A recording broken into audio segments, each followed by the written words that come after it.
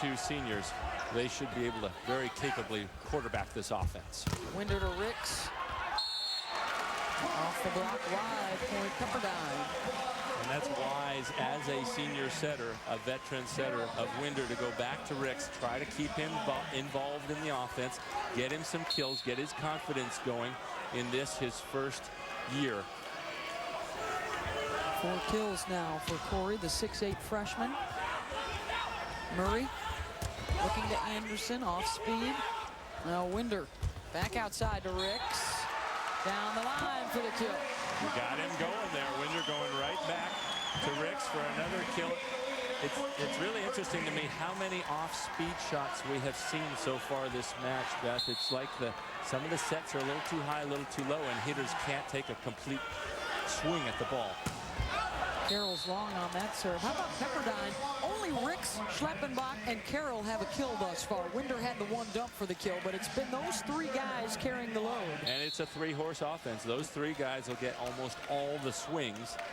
And yet they, with only 3 hitters, interviewing for some of the background of this, he said, you know, Coach, the last time I saw you face to face, we were shaking hands after the '82 title when you guys crushed us at Penn State. A win for the Bruins in Rec Hall. And Mark Pavlik, unfortunately for the Nittany Lions, a couple of years ago when they hosted, they also fell to Al Skates in the Bruins.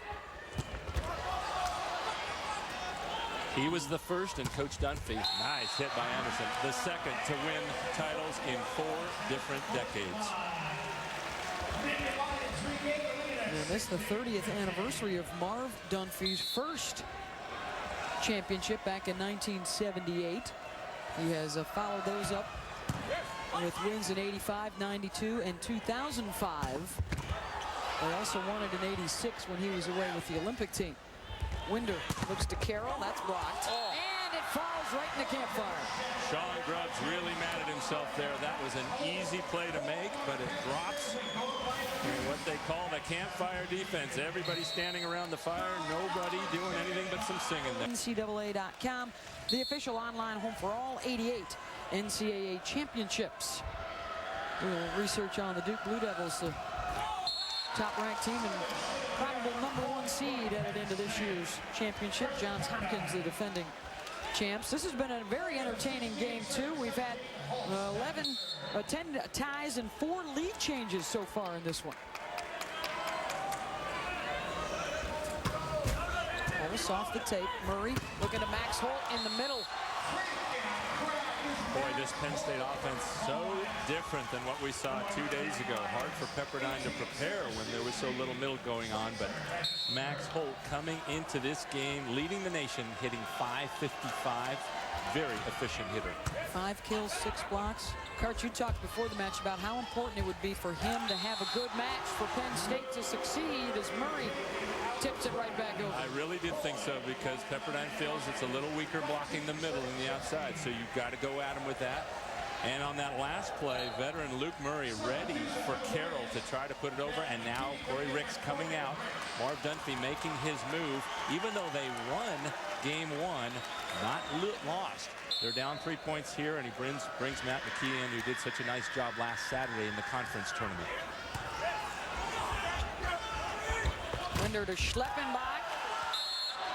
Return to sender from Penn State. From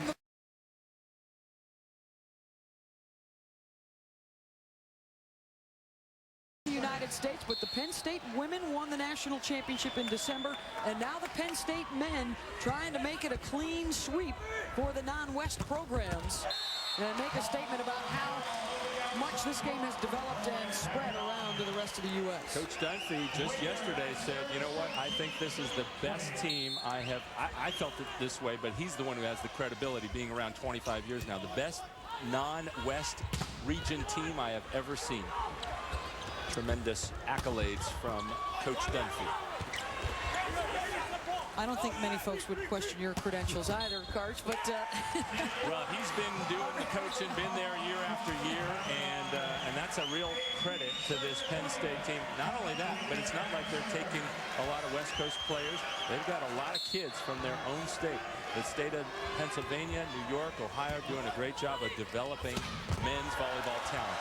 Including two of their starters, Luke Murray and Jay Stauffer, who were high school teammates at Hempfield High back in the Lancaster area, and won 4 state championships together, and now trying to win a national title for Happy Valley. Jonathan Winder looking to J.D. Schleppenbach, who tools the block.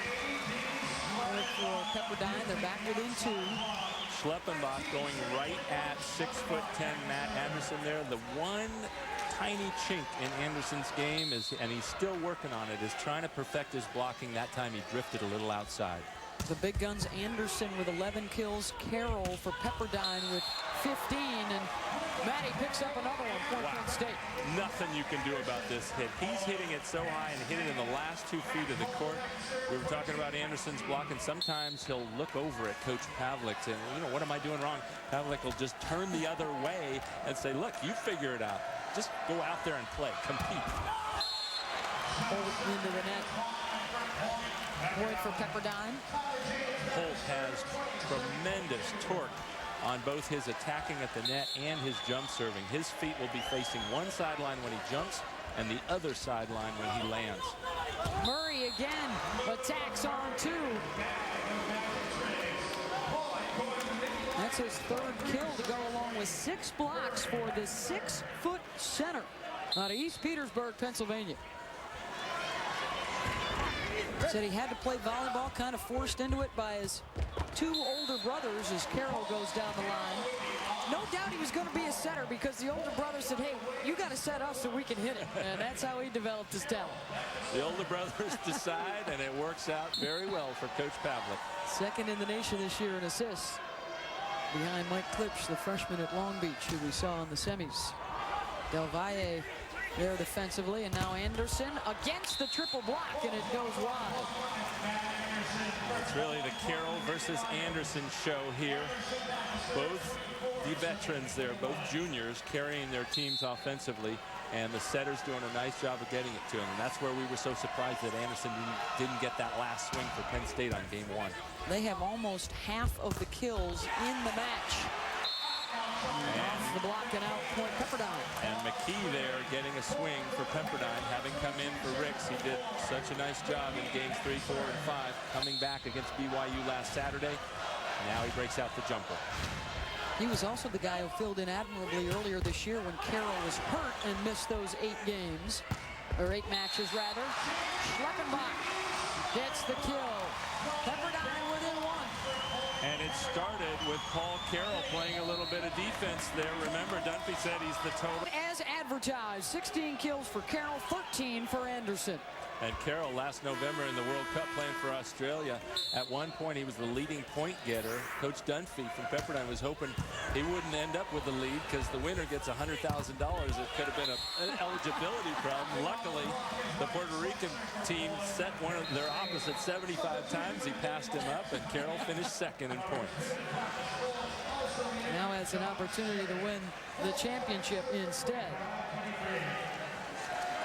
But right now, Penn State up 2 here in game 2 as Sherrick returns up front and in the middle, and Foltz on to serve. Winder goes to Carroll, and he's got it. It's so fun to watch both Carroll and Anderson. You see that the setter only delivers the ball a lot, about 3 or 4 feet off the net. Watch right here where he lands. His toes are on the center line. That's how far both those players can broad jump as hitters. It's spectacular to see. Pepperdine trying to grab a share of the lead. Murray, the back row, Anderson. Did you see how deep that was? That landed on about the 12-foot line. That's just, as one of my buddies says, that's just not fair. There's nothing you can do. Watch out of the back row how sharp that was, just beyond the 10-foot line. At 6'10", he just has tremendous reach as Winder gets the dump. Winder always a force, and it really helps a team because they can pass and take more risks. At 6'8", if they put it a tiny bit over on top of the net, he can save those passes like he did there.